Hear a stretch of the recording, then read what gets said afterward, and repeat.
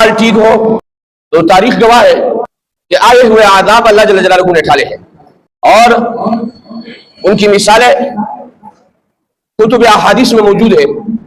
مدینہ کی سرزمین پر زلزلہ آتا ہے، حضرت عمر بن خطاب رضی اللہ تعالیٰ عنہ زمین پر پاؤں مارتے ہیں اور زمین سے کہتے ہیں ٹھہر جا، آیا میں نے آپ پر انصاف نہیں کیا؟ تاریخ گواہ ہے آج تک مدینہ پر زلزلہ نہیں آیا۔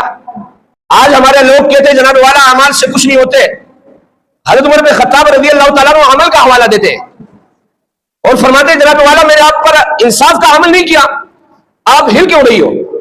اسی طریقے سے پہاڑ سے آگ نکلا، حضرت عمر بن خطاب رضی اللہ تعالیٰ عنہ نے حضرت تمیم داری رضی اللہ تعالیٰ عنہ سے کہا اس آگ کو واپس دھکیل دو، انہوں نے چادر کے ذریعے سے اس آگ کو واپس دھکیلا ہے اور جس پہاڑ سے نکلا تھا وہاں پر واپس کر دیا ہے۔ اسی طریقے سے اگر دریائے نیل نے سرکشی اختیار کی تو حضرت عمر بن خطاب رضی اللہ تعالیٰ عنہ نے ایک رکا بھیجا ہے اور کہا اگر اللہ کے حکم سے چلتے ہو تو چلو، ورنہ اگر سرکشی اختیار کرتے ہو تو آپ کی کوئی ضرورت نہیں ہے۔ یہ عمل ہے جو حضرت عمر بن خطاب رضی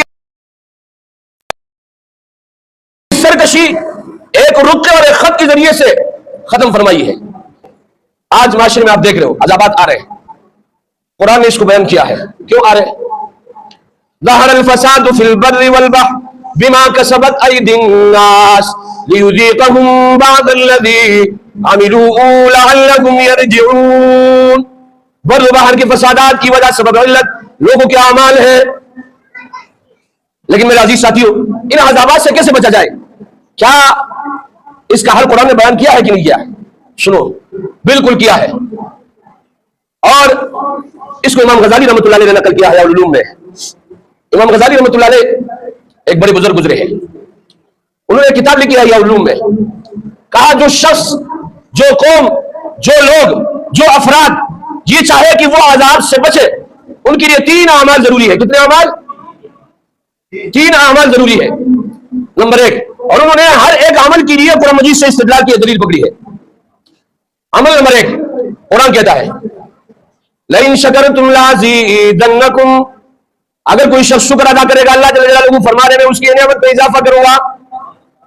مقصد یہ ہے کہ اس شخص کے پاس اگر کوئی گھر ہوگا، اس شخص کے پاس اگر پیسے ہوں گے، اس شخص کے پاس بیٹے ہوں گے، اس شخص کے پاس جو بھی سرمایہ ہوگا، اللہ جل جلالہ عذاب میں اس کو ہلاک نہیں کریں گے، عذاب میں اس کو خراب نہیں کریں گے، کیونکہ اللہ کا وعدہ ہے۔ اس سے شکر ادا کیا، لئن شکرتم لازیدنکم، اللہ جل جلالہ فرما رہے اس سے شکر ادا کیا اس میں اضافہ کروں گا۔